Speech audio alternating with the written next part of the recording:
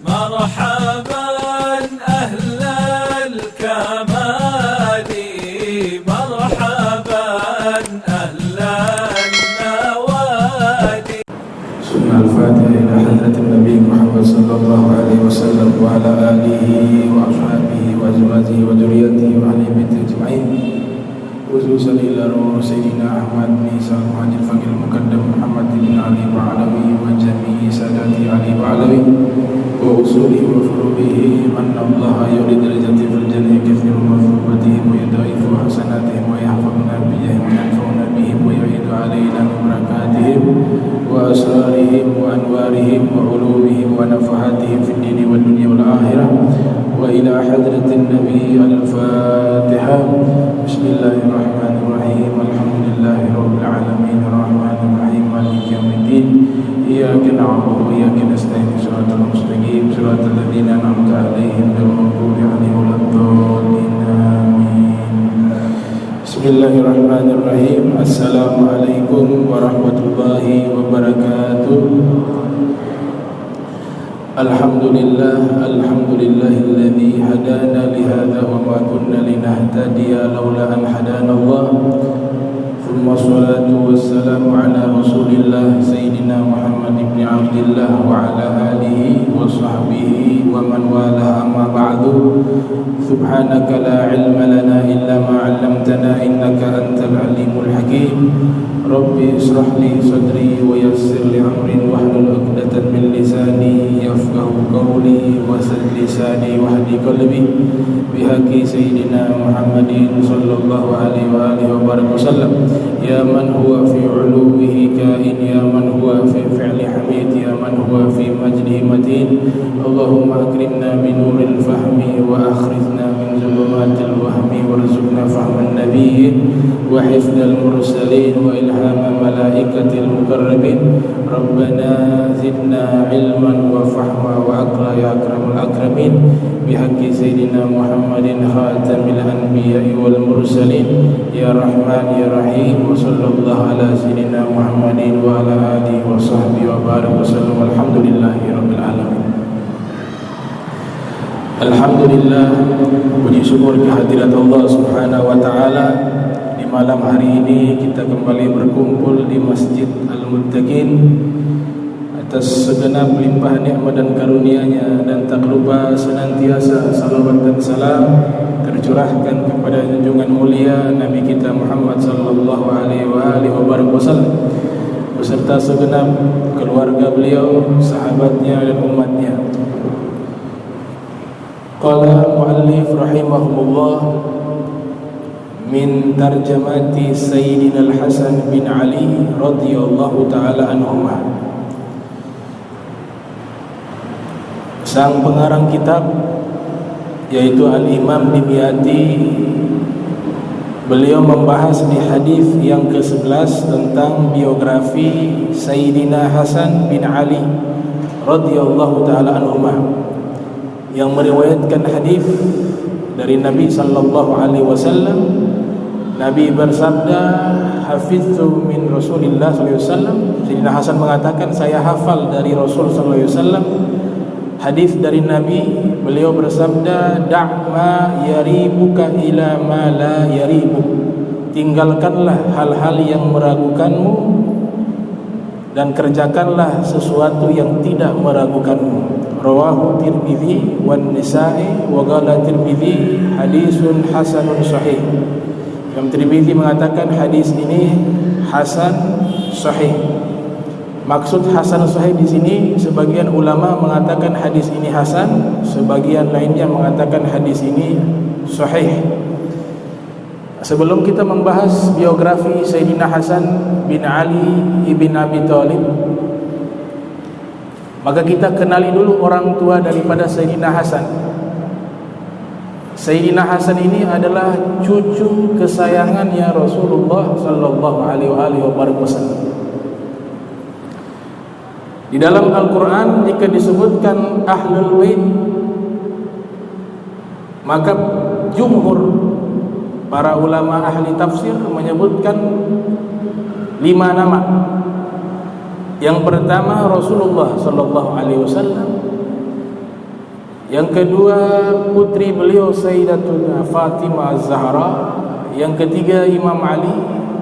Yang keempat Imam Hasan. Yang kelima Al-Imam Husain. Itu yang Allah sebutkan, innama yuridullah liyudhhiba ankum rizza ahla baiti wa yutahhirakum tathira. Kita kenali orang tuanya. Ini manusia-manusia yang kelak nanti di yaumil qiyamah memiliki derajat yang paling dekat dengan Allah Subhanahu wa taala. Di dalam kitab Zahairul Uqba fi Manaqibi Dzawil Qurba disebutkan, kalau berbicara kakeknya Sayyidina Hasan, semua orang sudah tahu siapa Nabi Muhammad SAW. Kalau dijelaskan perlu waktu yang cukup panjang. Tapi kita berbicara anak dari Nabi SAW juga Allah Ta'ala berikan kemuliaan karena bernisbat kepada ayah beliau, yaitu Rasulullah SAW.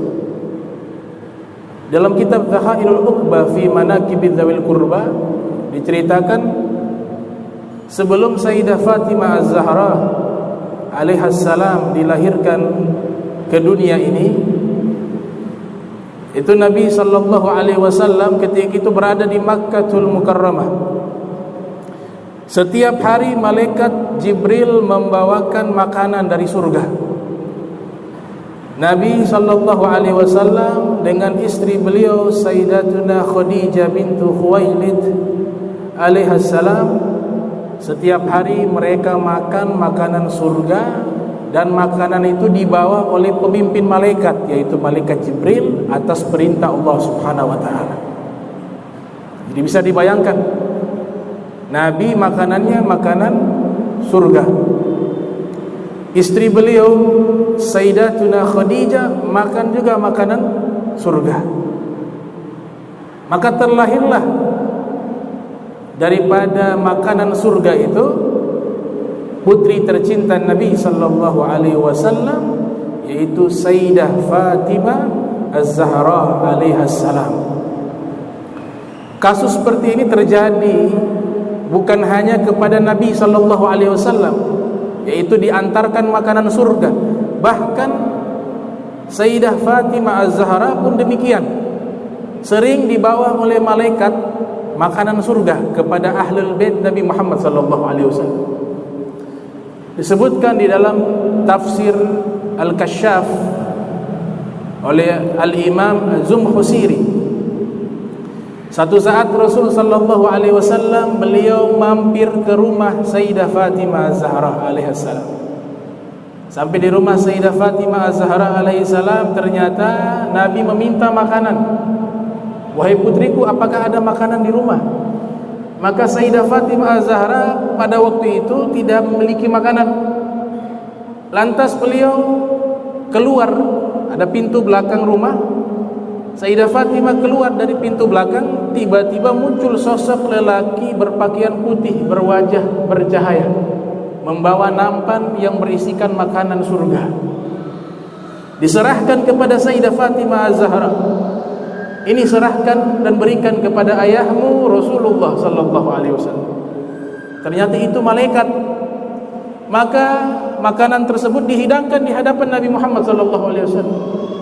Kemudian Rasul sallallahu alaihi wasallam mengatakan, "Ya Fatimah, ini makanan dari mana?" Karena nampaknya ini bukan dari dunia, ini pasti dari surga. Maka beliau Sayyidah Fatimah Az-Zahra mengatakan, innallaha yarzuqu may yasha'u bighairi hisab. Ini rizki yang Allah berikan kepada hamba yang Allah cintai tanpa ada perhitungan. Maka Nabi pun menyadari bahwa ini makanan kiriman dari surga yang Allah kirimkan melalui malaikat untuk dihidangkan kepada Sayyidul Mursalin Al-Mustafa Muhammad sallallahu alaihi wasallam. Jadi sudah sering berinteraksi dengan malaikat, sudah sering Ahlul Bait Nabi Muhammad SAW. Karena dari rumah mereka itulah keluar itu ilmu-ilmu. Berbicara ilmu tasawuf, di mana ilmu tersebut mengangkat manusia ke derajat al-muqarrabun, derajat para aulia, para solihin, pasti mereka mendalami ilmu tasawuf. Ilmu tasawuf ini sumbernya dari rumah Sayyidah Fatimah Az-Zahra dan rumahnya Imam Ali bin Abi Thalib. Ada seorang ahli hadis di Maroko namanya Sayyid Ahmad bin Siddiq Al-Ghomari. Di situ beliau menjelaskan sanad-sanad ilmu tasawuf, mulai daripada Al-Imam Shibli. Imam Shibli mendapatkan dari gurunya namanya Al-Imam Junaid Al-Baghdadi. Imam Junaid mendapatkan dari gurunya Al-Imam As-Sari As-Sakati. Al-Imam Sari As-Sakati mendapatkan dari gurunya yaitu Al-Imam Ma'ruf Al-Qurhi. Al-Imam Ma'ruf Al-Qurhi mendapatkan ilmu ini dari gurunya yaitu Al-Imam Ali Ridho. Al-Imam Ali Ridho mendapatkan ilmu tasawuf ini dari gurunya serta ayahnya Al-Imam Musa Al-Kazim. Imam Musa Al-Kazim mendapatkan ilmu ini dari ayahnya yaitu Al-Imam Ja'far Shadiq. Al-Imam Ja'far Shadiq mendapatkan ilmu ini dari ayahnya Al-Imam Muhammad Al-Bagir. Al-Imam Muhammad Al-Bagir mendapatkan ilmu ini dari ayahnya Al-Imam Ali Zainal Abidin. Al-Imam Ali Zainal Abidin mendapatkan ilmu ini dari ayahnya Al-Imam Husain. Al-Imam Husain mendapatkan ilmu ini dari ayahnya Al-Imam Ali bin Abi Thalib, mendapatkan dari Nabi Muhammad sallallahu alaihi wasallam. Jadi ilmunya, seluruh ilmu sumbernya di rumah tersebut, di rumah Ahlul Bait Nabi Muhammad sallallahu alaihi wasallam. Maka Nabi pun berdoa mengatakan, wahai putriku, alhamdulillahilladzi ja'alaki mithla sayyidah nisa'i bani Israel. Segala puji bagi Allah yang menjadikan dirimu sama seperti pemimpin wanita Bani Israel. Yang dimaksud adalah Sayyidah Maryam. Sayyidah Maryam Allah Ta'ala ceritakan di dalam Al-Quran ketika Nabi Zakaria datang di tempat ibadahnya beliau. Pintu terkunci dari luar, tapi tiap kali Nabi Zakaria mengantarkan makanan, ternyata di dalam tempat ibadahnya Sayyidah Maryam sudah penuh dengan makanan dan buah-buahan. Kemudian Nabi Zakaria bertanya, wahai Maryam, dari mana kau dapat makanan ini?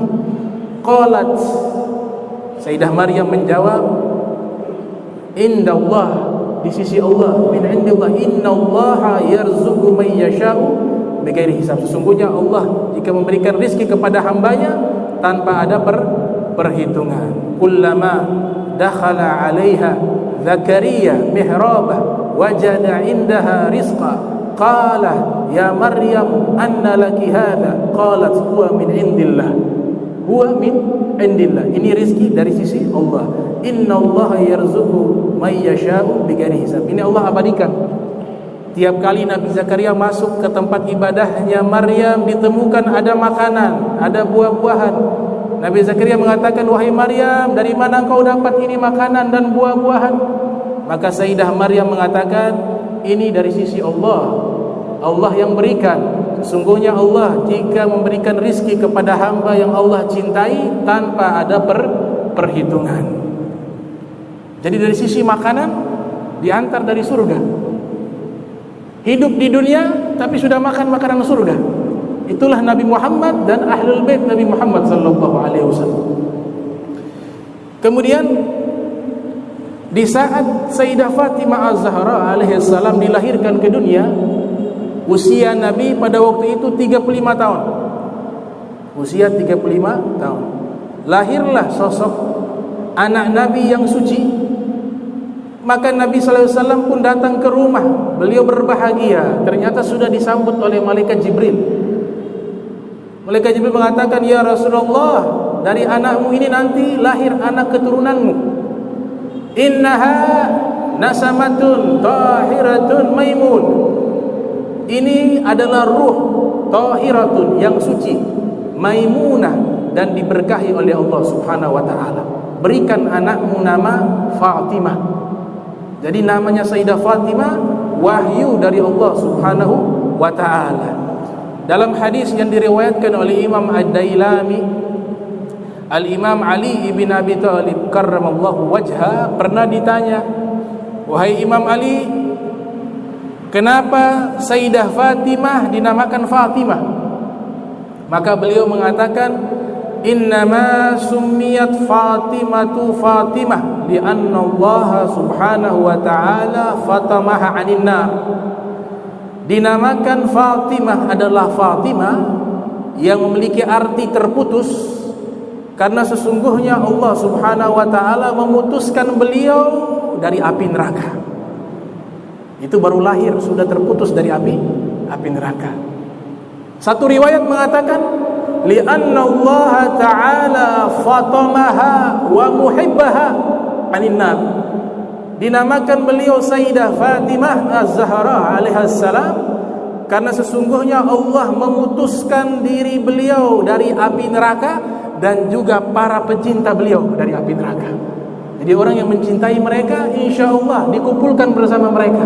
Dan di yaumil qiyamah tidak ada pangkat yang paling tertinggi seperti pangkatnya Nabi Muhammad sallallahu alaihi wasallam dan pangkatnya ahlul baitin Nabi sallallahu alaihi wasallam di yaumil qiyamah. Karena Nabi yang menyatakan dalam hadis yang diriwayatkan oleh Al-Imamul Hakim yang lahir tahun 321 Hijriah meninggal 405 Hijriah di dalam kitabnya Al-Mustadrak, Nabi katakan, wahai Anas, saya dan lelaki yang tidur yaitu Imam Ali, wahadani dan kedua anak ini yaitu Al-Hasan wal Husain dan ibu mereka berdua Sayyidah Fatimah Zahra, nanti di hari kiamat kami semua berada di dalam satu rumah istimewa di yaumil kiamat.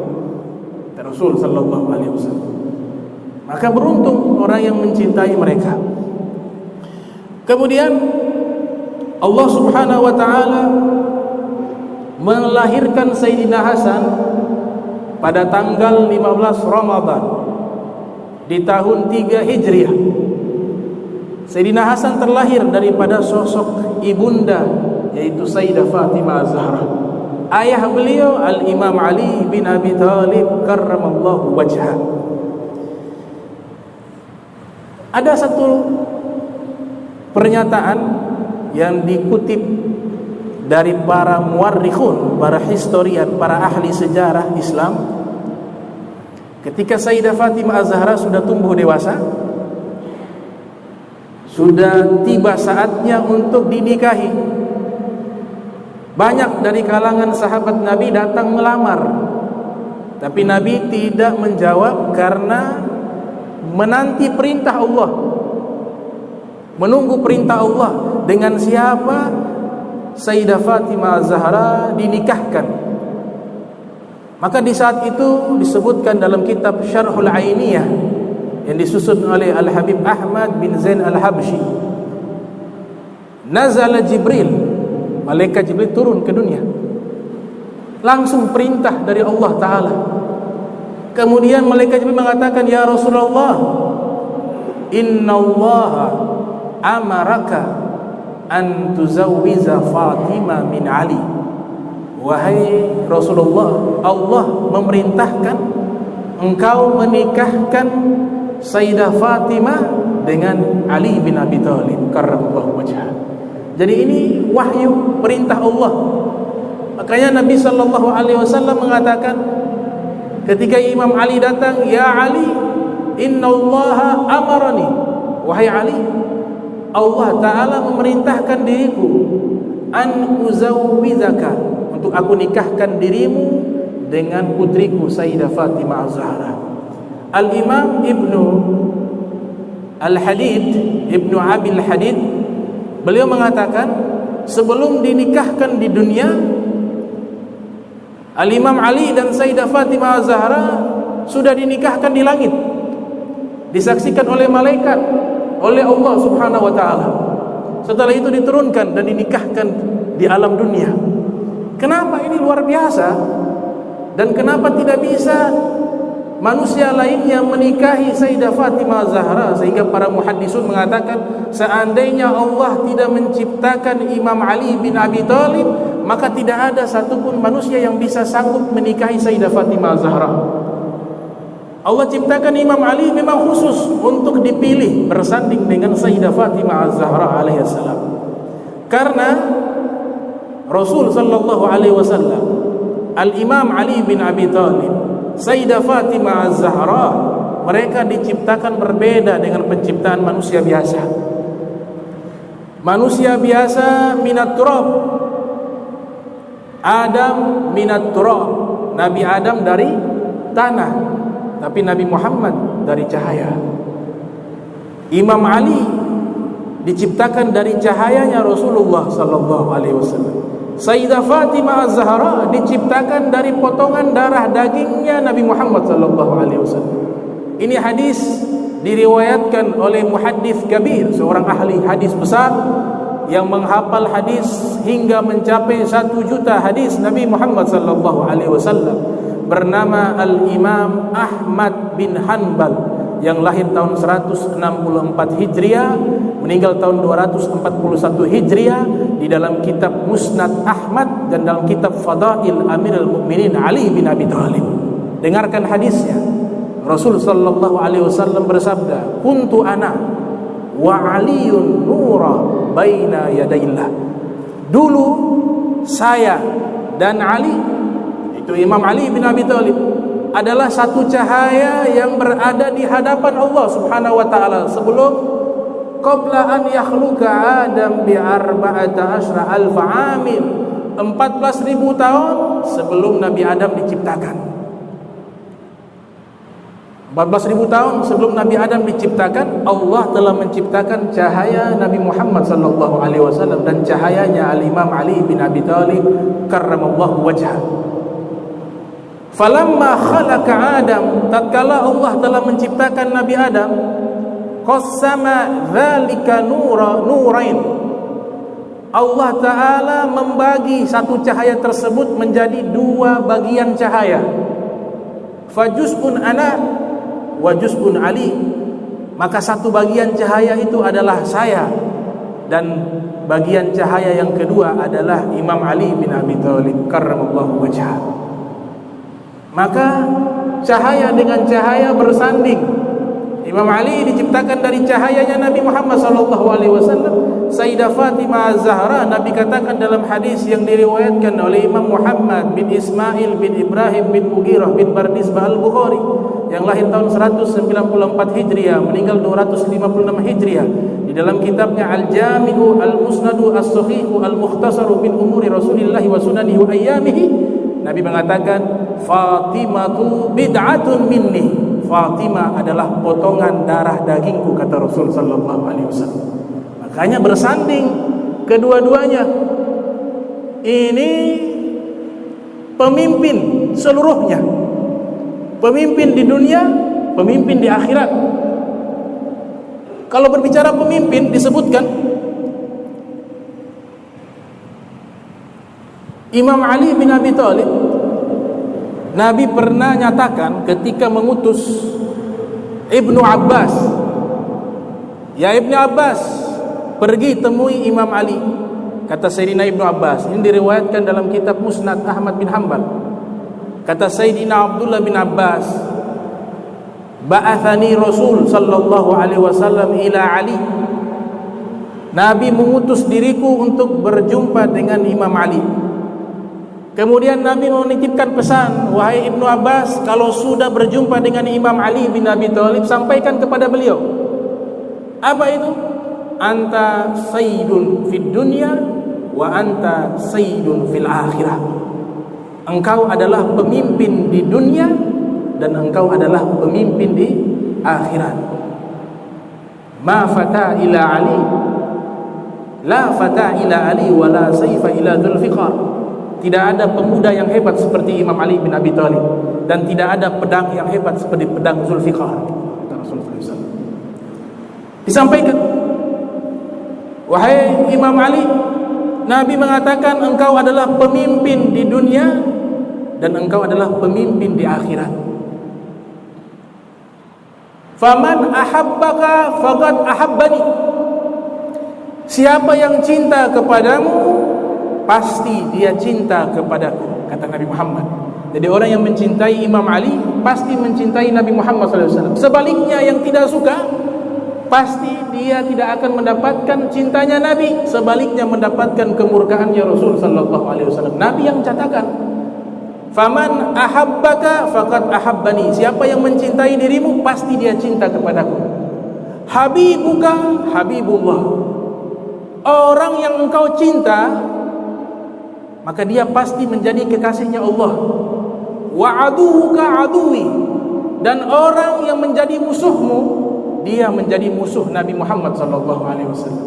Dan siapa yang menjadi musuh Nabi Muhammad, maka dia menjadi musuhnya Allah Subhanahu wa taala. Wailun liman abghadak, celaka bagi orang yang membencimu, kata Rasul sallallahu alaihi wasallam. Al-Imam Jalaluddin As-Suyuti Abdurrahman bin Abi Bakar dalam kitabnya Tarikhul Khulafa yang lahir tahun 849 Hijriah, meninggal tahun 911 Hijriah, beliau mengutip hadis Rasul sallallahu alaihi wasallam mengatakan, "Ya Ali, la yuhibbuk illa al-mu'min wa la yubghiduk illa munafiq." Wahai Ali, tidaklah orang yang mencintai dirimu pasti dia itu orang beriman. Tapi kalau ada yang membenci dirimu, pasti dia orang munafik, kata Rasul sallallahu alaihi wasallam. Ini luar biasa. Ini ayahnya Imam Hasan, Sayyidina Hasan bin Ali bin Abi Thalib, ayahnya Imam Ali bin Abi Thalib.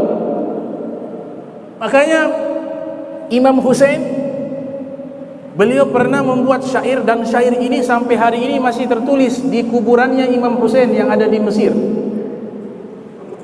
Imam Husain punya syair, beliau katakan, "Ana dzu khairin wa ibnu khairain, man lahu jaddun ka jaddi Mustafa Ahmad Mukhtari nur zulmatain, man lahu ummun ka ummi Fatimah bid'atal Mukhtari ummul hasanain, man lahu akhun syakikun kal hasani tayyibil akhlaqi mabsutil yadain, man lahu ukhtun ka ukhti Zainaba bid'ataz Zahra'i bushra kulli ain, man lahu ibnun ka ibni Taqin tahirin Ali Zainal Abidain, man lahu mithlu Abi Haidara batalal abtala fi yaumi Hunain, abadallaha gulaman nashi'an wa Quraisun ya'buduna al-wasanain, ya'buduna Latta wal Uzza ma'an, wa Aliyun qama nahwa qiblatain,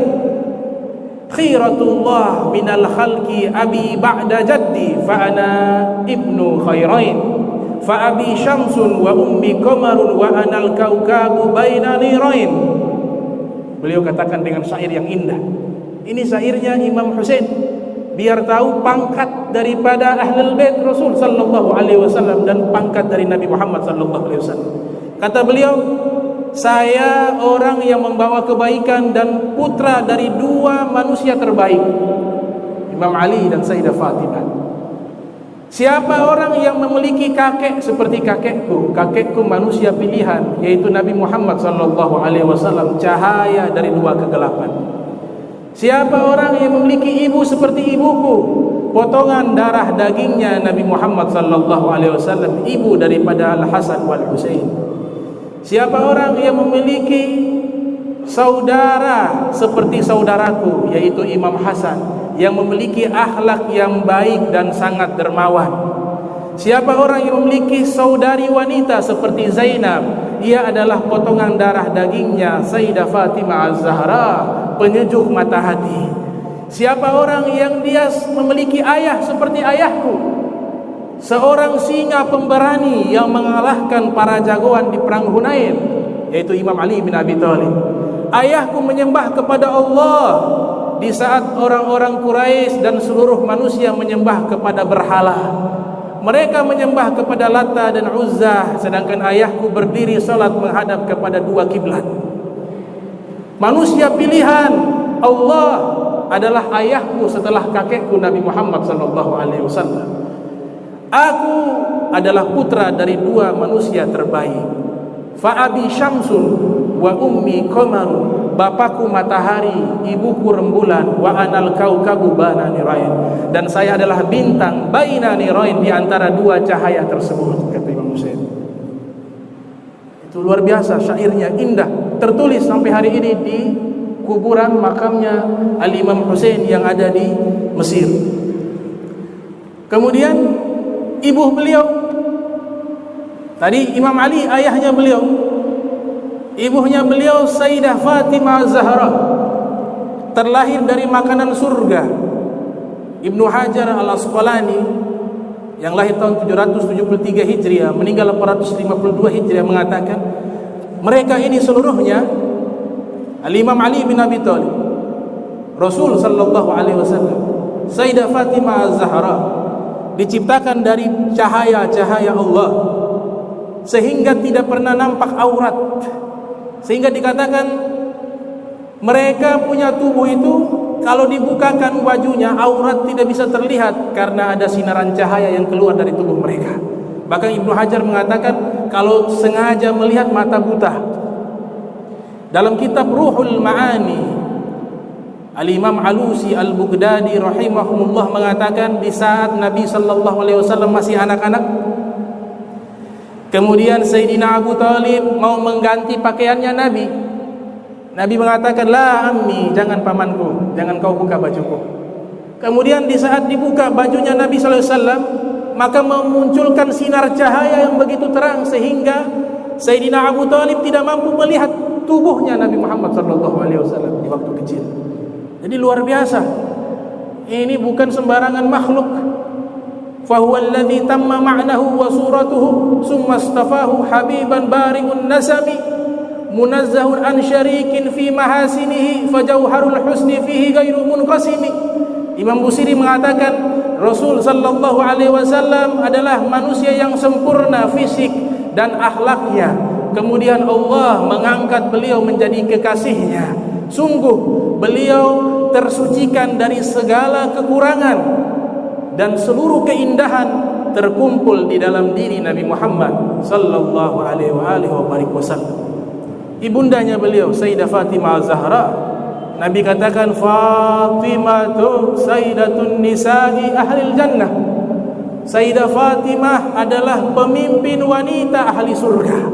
Kalau mau ditanya siapa pemimpin wanita ahli surga, maka jawabannya telah dijawab oleh Rasulullah sallallahu alaihi wasallam adalah Sayyidah Fatimah Az-Zahra bintu Muhammad sallallahu alaihi wasallam. Sayyidah Fatimah. Makanya di dalam beberapa hadis itu mengatakan beliau tidak pernah menstruasi, tidak pernah haid. Hadisnya banyak, jumlahnya banyak.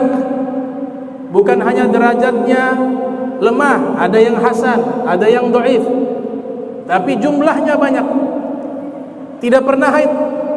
Kenapa? Karena berasal dari makanan surga, berasal dari cahaya Nabi sallallahu alaihi wasallam. Dan Allah sangat mencintai ibadahnya Sayyidah Fatimah Az-Zahra alaihissalam. Maka dikatakan dengan gelar Az-Zahra. Al-Imam Ja'far Shadiq bin Muhammad Al-Baqir bin Ali Zainal Abidin bin Husain yang lahir tahun 83 Hijriah, meninggal 148 Hijriah, beliau mengatakan makna Az-Zahra artinya cahaya. Di saat beliau qamat min mihrabiha, berdiri di tempat solatnya, di saat itu muncul cahaya dari diri Sayyidah Fatimah Az-Zahra sampai ke langit. Maka malaikat-malaikat yang ada di langit bisa melihat cahaya tersebut yang ada di bumi, sebagaimana manusia bisa melihat cahaya bintang yang ada di langit. Namanya Az-Zahra. Itu ibunda daripada Al-Imam Hasan, Sayyidah Fatimah Az-Zahra alaiha salam. Kemudian lahirlah dua anak. Yang pertama Sayyidina Hasan di tahun 3 Hijriah di tanggal 15 Ramadan. Kemudian di 4 Hijriah lahir adik beliau Al-Imam Husain di bulan Sya'ban. Ternyata mereka berdua sosok pemuda yang mulia. Belum tumbuh dewasa, Nabi memberikan kabar gembira. Masih anak-anak, Nabi sudah memberikan kabar. Apa kabarnya? Sayyidah Al-Hasan wal Husain Sayyidah Syababi Ahlil Jannah. Al-Hasan wal Husain adalah pemimpin pemuda ahli surga. Pemimpin pemuda ahli surga. Ini kemuliaan sulit diraih. Kalau seperti ini sulit diraih oleh siapapun. Ini kemuliaan yang sangat luar biasa. Al-Imam Ali bin Abi Thalib, beliau mengatakan Muhammadun akhi wa sihri wa Hamzatu sayyidu suhada'il ammi. Nabi Muhammad SAW adalah saudaraku, sepupu, wa sihri, dan mertuaku. Wa Hamzah sayyidu syuhada'i ammi. Hamzah pemimpin para syuhada yang syahid di perang Uhud. Nabi katakan Hamzah sayyidu syuhada'i yaumal qiyamah. Hamzah adalah pemimpin para syuhada di hari kiamat. Kata Imam Ali, Hamzah itu adalah pamanku. Wa Ja'far alladhi yudhi wa yumsi yatiru ma'al malaikati ibna ummi. Ja'far yang terbang di pagi hari, di sore hari, di dalam surga dengan dua sayapnya bersama malaikat adalah saudara kandungku. Wa bintu Muhammad sakani wa ursi manutu lahmuha bidami wa lahmi. Putrinya Nabi Muhammad sallallahu alaihi wasallam adalah ketenanganku dan istriku tercinta, bercampur darah dagingku dengan darah dan dagingnya. Wasitta Ahmada ibnaya minha, kedua cucu Rasul sallallahu alaihi wasallam, Al-Imam Hasan wal Husain, adalah anakku yang berasal daripada wanita terbaik sealam jagat, Sayyidah Fatimah Az-Zahra. Fa ayyu lakum sahmun kasahmi, apakah ada di antara kalian yang memiliki kemuliaan seperti kemuliaanku? Kata Imam Ali, sabaqtukum ilal islami turra gulaman ma balagtu awana ilmi. Saya masuk Islam lebih dahulu dari seluruhnya, di saat usia saya belum menginjak usia dewasa. Kata Imam Ali bin Abi Thalib. Itu Imam Ali bin Abi Thalib. Ini ajarannya ahli sunnati wal jamaah. Al-Imam Hasan, Al-Imam Husain, Al-Imam Ali, Sayyidah Fatimah Az-Zahra, mereka diberikan keistimewaan di yaumil qiyamah, dan mereka di bawah jaminannya Rasul sallallahu alaihi wasallam. Satu ketika Rasul sallallahu alaihi wasallam beliau mengatakan kepada Imam Hasan, di saat itu masih anak-anak, hadza ibni sayyid, ini anakku adalah sayyid, pemimpin. La'allallahu an yusliha biha baina fi'atain 'azimatain minal muslimin. Nanti pakai fi'il mudhari, itu hadis nubuwah. Nanti suatu saat nanti dua kaum muslimin, kelompok kaum muslim bertikai, dengan berkat beliau didamaikan keduanya. Ini terjadi di zaman Muawiyah, di saat beliau menyerahkan kekuasaan khilafah hanya untuk menjaga jangan sampai tertumpahnya darah kaum muslimin. Al-Imam Hasan ibn Ali bin Abi Thalib. Kemudian di dalam Al-Quran Allah subhanahu wa ta'ala menyatakan, innama yuridullah liyuthiba ankum rizza ahla baiti wa yutahhirakum tathira. Sesungguhnya Allah ingin, yuridullah, yang ingin bukan Nabi, yang ingin bukan ahlul bait, yang ingin Allah. Jadi kalau ada orang tidak senang dengan kemuliaan, dan ini sudah terjadi sejak lama, kemuliaan ahlul bait Nabi, berarti dia tidak senang dengan keputusannya Allah, karena Allah yang ingin, bukan makhluk yang ingin. Innama yuridullah, sesungguhnya Allah ingin, liyuthiba ankum rizza ahli baiti, menghilangkan dari diri kalian kotoran ahlul bait. Allah ingin. Ini makna disucikan mereka, dibersihkan mereka dari dosa-dosa, dari noda-noda sebelum meninggal dunia. Makna kedua, orang-orang yang bisa mengenal mereka, orang-orang yang bisa mencintai mereka adalah orang-orang yang bersih, yang suci. Karena yang kotor gak bisa Allah bersihkan. Hati yang kotor gak bisa dekat dengan mereka. Hati yang kotor gak bisa cinta dengan mereka. Hati yang kotor gak bisa ikut golongan mereka. Maka yang bersih-bersih saja yang bisa diikuti dengan kelompok mereka. Ahlul bait wa yutahhiruhum tathira, dan Allah mensucikan dengan sesuci-sucinya. Maka luar biasa Ini ayat ketika turun, itu Nabi memakai kisah semacam selendang. Kemudian Nabi memanggil, ya Ali, ya Fatimah, ya Al-Hasan, ya Al-Husain, ayo masuk ke dalam selendang. Ditutup oleh Nabi sallallahu alaihi wasallam. Bahkan Jibril ingin ikut masuk ke dalam selendang tersebut. Jibril ikut dari dalam masuk. Kemudian ada istrinya Nabi ikut. Nabi bilang, ini khususiyah untuk ahlul bait. Karena Nabi katakan dalam hadis, Allahumma haula'i ahlal bait. Ya Allah, mereka ini adalah keluargaku. Ini disebutkan di dalam riwayat tersebut. Dan yang ada di dalam selendang tersebut sebenarnya ada 6. Yang pertama Rasul sallallahu alaihi wasallam. Yang kedua Al-Imam Ali. Yang ketiga Sayyidah Fatimah. Yang keempat Al-Imam Hasan. Yang kelima Al-Imam Husain. Dan yang keenam adalah malaikat Jibril. Li khamsatun utfi bihim harul waba al-hatimah al-mustafa wal murtada wa banahuma wa fatimah. 5 orang yang jika namanya disebut maka musibah akan diangkat oleh Allah Subhanahu wa taala. 5 nama mulia tersebut adalah Al-Mustafa, Nabi Muhammad sallallahu alaihi wasallam. Al-Murtada, Al-Imam Ali bin Abi Thalib. Wa banahuma, dan kedua anaknya Al-Imam Hasan wal Husain. Wa Fatimah, dan Fatimah ibunda dari Imam Hasan wal Husain. Ini syairnya Al-Imam Muhammad bin Idris Asy-Syafi'i rahimahullah.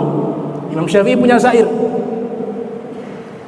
Kemudian perintah mencintai mereka Allah sebutkan di dalam Al-Quran, qul la as'alukum alaihi ajra illal mawaddata fil qurba. Katakanlah wahai Rasulullah kepada umatmu bahwa engkau tidak minta apa-apa terkecuali satu, agar mencintai kerabatku, keluargaku. Itu perintah Allah Subhanahu wa taala. Ketika ayat ini turun, sahabat bertanya, "Ya Rasulullah," sebagaimana diriwayatkan dalam Musnad Ahmad bin Hanbal, "siapa kerabatmu yang wajib kami cintai mereka?" Maka Nabi SAW mengatakan, Ali wa Fatimah wa benahuma. Ali, Fatimah, dan kedua putranya, Al-Imam Hasan wal Imam Husain. Bahkan dalam hadis yang diriwayatkan oleh Muhammad bin Isa At-Tirmidzi, itu menyebutkan Rasul bersabda, "Ahibbullah lima yaghzukum bihi min ni'amih, wa ahibbuni li hubbillah, wa ahibbu ahla baiti li hubbi." Cintailah Allah karena Allah telah memberikan nikmat kepada kalian, dan cintailah aku Rasulullah karena cinta kepada Allah, dan cintai keluargaku karena cinta kepadaku, kata Nabi Muhammad sallallahu alaihi wasallam. Al-Imam Syafi'i mengatakan, "Ya ahlal baitin nabi, hubbukum fardun minallahi fil Qur'ani anzala. Kafakum min 'azimi tha'ni annakum man lam yusalli 'alaikum la salatalah." Wahai ahlul bait Nabi, cinta kepada kalian wajib hukumnya karena sudah tertera di dalam Al-Quran yang Allah telah turunkan. Cukuplah daripada kemuliaan kalian jika ada orang solat tidak bersalawat kepada kalian, maka solatnya tidak diterima oleh Allah Subhanahu wa ta'ala. Wajib. Imam Zumhusiri dalam kitab Al-Kasyaf, beliau membuat satu syair, "Faza kalbun bisuhbati ashabil kahfi, fakaifa ashka bihubbi alin nabi." Anjing ashabil kahfi masuk surga, selamat, berkumpul dengan orang-orang soleh di dalam surga karena sebab cinta kepada ashabul kahfi. Bagaimana mungkin orang bisa celaka jika mencintai keluarga Nabi Muhammad sallallahu alaihi wasallam? Nabi sallallahu alaihi wasallam pada satu hari beliau menggendong Sayyidina Hasan di pundaknya beliau, saking cintanya dengan cucu beliau. Beliau punya ekspresi cinta kepada Imam Hasan wal Husain luar biasa. Belum pernah terjadi sedang khutbah di atas mimbar, turun dari mimbar hanya untuk menyambut kedatangan Imam Hasan wal Husain. Nabi lakukan kemuliaan tersebut, penghormatan tersebut, ekspresi dari cinta Nabi yang Nabi tunjukkan di hadapan para sahabat. Betapa besarnya cintanya Rasulullah sallallahu alaihi wasallam kepada Imam Hasan wal Imam Husain. Nabi turun dari mimbar di saat Nabi berkhutbah, menggendong Imam Hasan wal Husain. Nabi katakan, "Allahumma inni uhibbuh." Ya Allah, saya sangat cinta kepada beliau, Al-Imam Hasan. Saya sangat cinta kepada Sayyidina Hasan. Fa'ahibbahu, maka ya Allah, cintailah dia. Cintailah Imam Hasan. Ada riwayat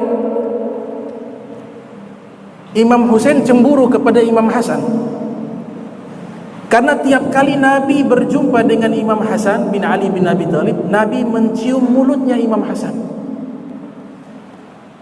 Tapi kalau berjumpa dengan Imam Husain bin Ali bin Abi Thalib, Nabi mencium lehernya Imam Husain. Sehingga Imam Husain cemburu, lapor kepada ibundanya Sayyidah Fatimah Az-Zahra, "Ya ummah, wahai ibu, kakek Nabi sallallahu alaihi wasallam lebih mencintai kakak Sayyidina Hasan dibanding saya. Saya cemburu, wahai ibu." Kata ibunya Sayyidah Fatimah Az-Zahra mengatakan, "Kenapa engkau bisa berkata demikian, wahai Husain? Karena tiap kali bertemu dengan Sayyidina Hasan, kakakku, Nabi mencium mulutnya. Tapi kalau bertemu denganku, Nabi hanya mencium leherku. Saya pengen dicium. Mulut saya dicium oleh Rasul sallallahu alaihi wasallam." Maka hal ini dikabarkan kepada Rasul sallallahu alaihi wasallam. Kata Sayyidah Fatimah, "Ya Rasulullah, cucumu Sayyidina Husain cemburu kepada Sayyidina Hasan. Karena tiap kali engkau bertemu dengan Sayyidina Hasan, engkau mencium mulutnya. Tapi kalau Sayyidina Husain, engkau hanya mencium lehernya." Maka Rasul sallallahu alaihi wasallam meneteskan air mata. Beliau menangis. Beliau mengatakan, "Wahai putriku, demi Allah, kedua-duanya Al-Hasan wal Husain raihanati, kedua-duanya adalah jantung hatiku," kata Rasul sallallahu alaihi wasallam. "Kenapa saya mencium mulut Sayyidina Hasan dan kenapa saya mencium lehernya Husain?" Kata Nabi, "Karena Sayyidina Hasan nanti suatu saat, pada waktunya nanti ketika dewasa, dia akan diracun oleh pengkhianat. Saking luar biasa racun tersebut, itu daging yang ada di tubuhnya keluar lewat dari mulutnya. Maka saya mencium bibirnya. Sayyidina Husain, saya mencium lehernya, karena nanti umatku satu saat akan memenggal lehernya. Maka saya mencium lehernya," kata Rasul sallallahu alaihi wasallam. Imam Hasan Al-Basri mengatakan dalam kitab Tanbihul Muqtarrid, "Wailah, waihak, celaka orang-orang yang terlibat di dalam pembunuhan cucunya Rasul sallallahu alaihi wasallam, Sayyidina Husain. Seandainya saya masuk ke dalam surganya Allah, tapi saya terlibat di dalam kejahatan tersebut, maka saya lebih memilih masuk ke dalam neraka dibanding masuk ke dalam surga. Kenapa? Karena saya malu nanti masuk ke dalam surga, kemudian bertemu dengan Nabi Muhammad sallallahu alaihi wasallam. Pasti Nabi akan marah kepada saya, dan itu adalah azab yang paling terbesar bagi diri saya," kata Hasan Al-Basri. Jadi seperti itu. Tanamkan kecintaan. Kata Nabi sallallahu alaihi wasallam, "Yuhsarul mar'u ma'a man ahab." Seseorang dihimpun di hari kiamat dengan orang yang ia cinta. Dalam hatinya dipenuhi kecintaan kepada mereka, insyaallah kita dihimpun bersama mereka di yaumil qiyamah. Kita berkumpul bersama mereka di yaumil qiyamah. Amin ya rabbal alamin. Allahumma jam'ana hadza jam'a marhumah wa tafarraqna min ba'di tafarraqa ma'sumah wa la taj'al minna wa la minna syaqiyya wa la mahrumah. Allahumma nazzih qulubana an ta'alluqi bimman dunak waj'alna min qaumin tuhibbuhum wa yuhibbunak. Rabbana atina fid dunya hasanah wa fil akhirati hasanah wa qina adzabannar wadkhilnal jannata ma'al abrar ya aziz ya ghaffar ya rabbal alamin. Subhanaka bihamdika asyhadu an la ilaha illa anta astaghfiruka wa atubu ilaik. Wa sallallahu ala sayyidina Muhammadin wa ala alihi wa sahbihi wa barik wa sallam. Wa ala fumikum wassalamu alaikum warahmatullahi wabarakatuh.